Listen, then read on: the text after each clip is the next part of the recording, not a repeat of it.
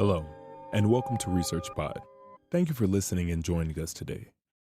In this episode, we talk about the research of Stefan Brunnhuber, trustee of the World Academy of Art and Science, and member of the Club of Rome, who aims to address the question, is AI just another technological invention, or will it change the rules of the game? How humans are able to generate information, knowledge, even wisdom we never experienced before. New technologies equal new perceptions, new practices, and new understandings.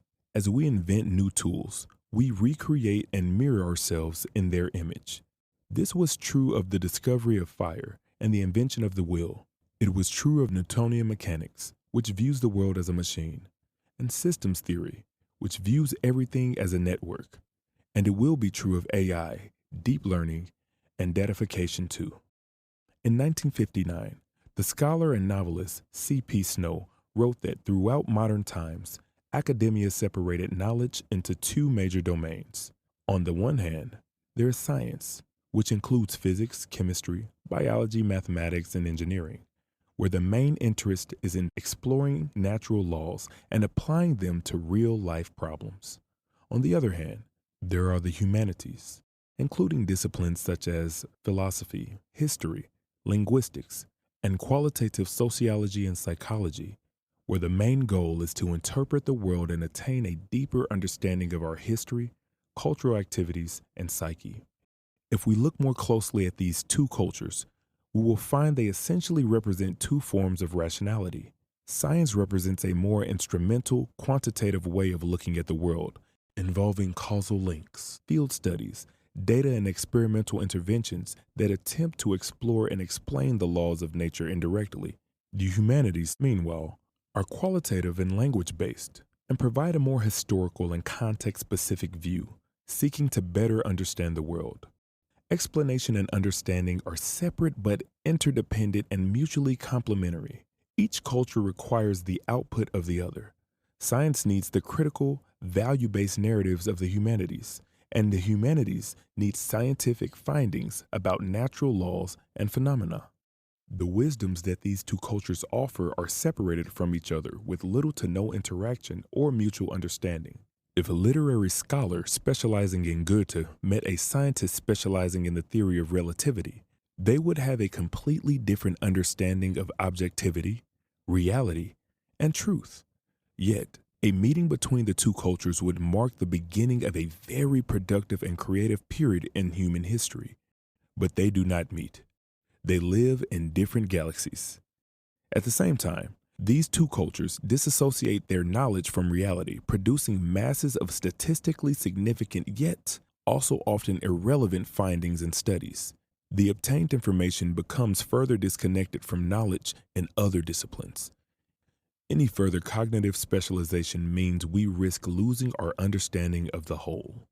For around 3 decades, we have been witnessing the emergence of a new discipline that has the potential not just to build on the two cultures and their intrinsic forms of rationality, but to transcend their complementarities. It could act as a new general theory that triggers a scientific revolution, enabling humankind to shift our collective consciousness, attain even greater knowledge, and better understand the world and ourselves. Knowledge, information, and understanding unlike anything we have previously experienced in the evolution of humanity.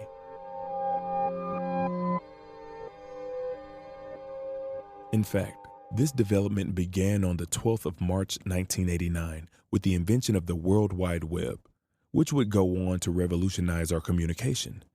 Tim Berners-Lee proposed a decentralized, universally linked information system, including the first browser, and the first server, and the first web. Whereas radio provided us with a unidirectional form of information and the telephone a bidirectional one, the World Wide Web created a multi-directional network effect in communication. AI, deep learning, big data correlations, and social media are spin-offs of that foundational invention.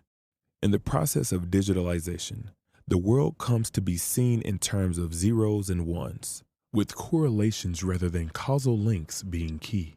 Consequently, The boundaries between the biological and physical world around us, the economic and social spheres, psychological qualities, and cultural practices on the one hand, and the digital world on the other hand, are further blurring, which will lead either to disassociation or further integration.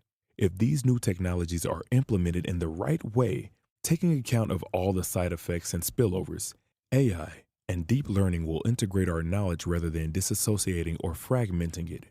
This new general technology would then be more like Prometheus, providing us with new tools rather than Pandora's box, doing more harm than good.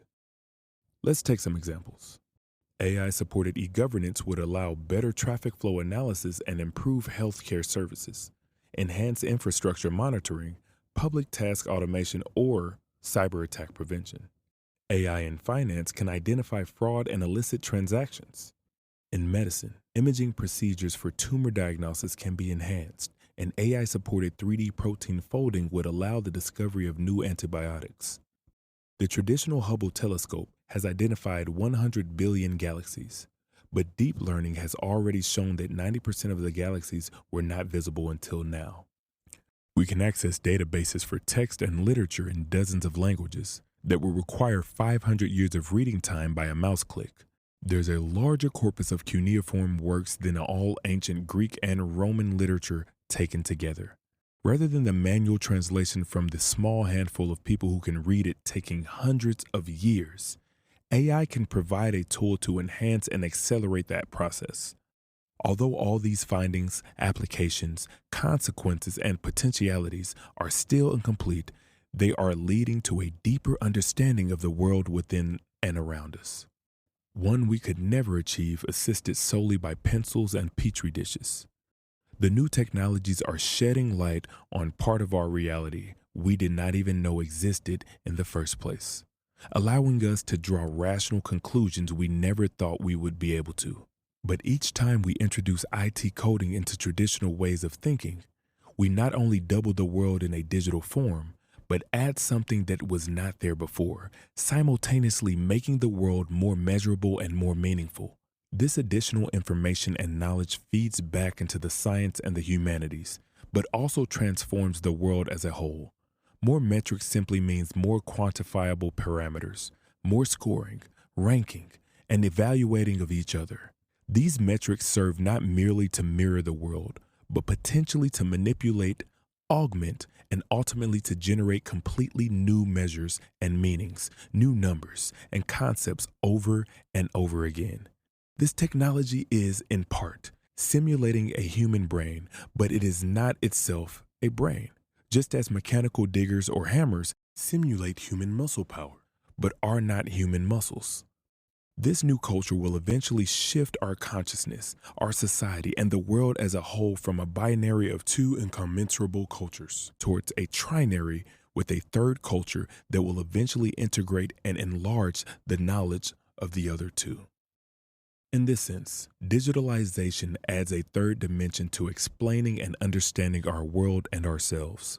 There are 4 aspects that differentiate this new scientific revolution from earlier ones, such as the telescope, the printing press, and the steam engine.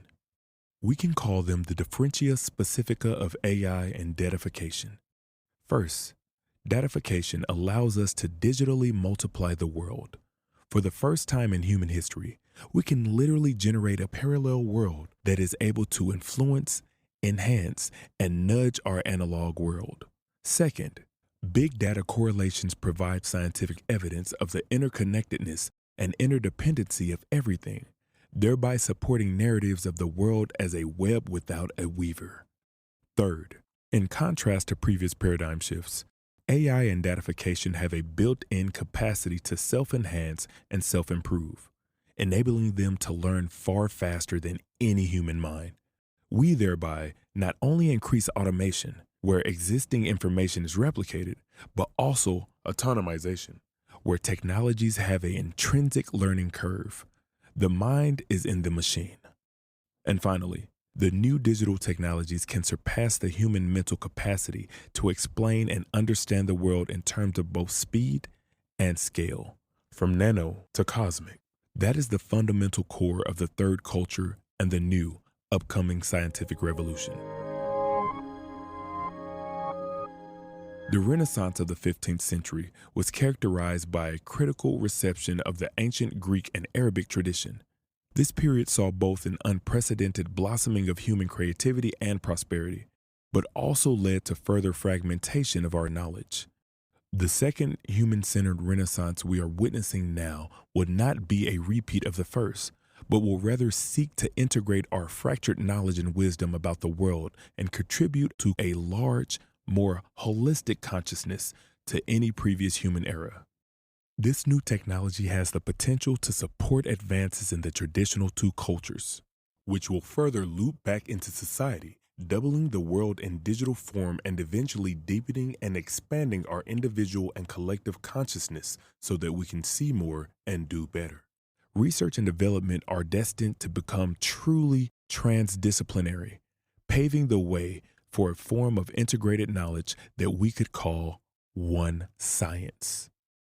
As long as we are operating with two cultures, we will remain within a dichotomy between understanding and explanation, between words and data. In order to overcome that dichotomy, we have to introduce a third agent, the third culture, one that is mirroring and doubling, self-improving and demonstrating the foundational correlations of the interconnectedness of all things and living beings, is set not to replace but to integrate the humanities and science through digitalization. That will eventually give rise to new forms of consciousness based not on biochemical signals, but on copper wires and lithium chips. The new technologies will reveal interconnectedness, vulnerability, interdependencies, and boundaries of the world, and fundamentally redefine the human species' position in the 21st century, not as a conductor leading the orchestra, not in the center of the universe or on top of the evolutionary ladder, but rather as a marginal string player, able to resonate with all living beings. And these new machine intelligences will change the world and force us to realize the ghost is in the machine and we are no longer alone. To read more about the initiatives of the World Academy of Art and Sciences, visit their website, linked to in this episode's description, or read the book, Financing Our Anthropocene, or their latest release, The Third Culture, How AI is Changing Our Knowledge, Consciousness, and Society as a Whole, available online and through all good bookstores. That's all for this episode. Thanks for listening, and stay subscribed to ResearchPod for more of the latest science. See you again soon.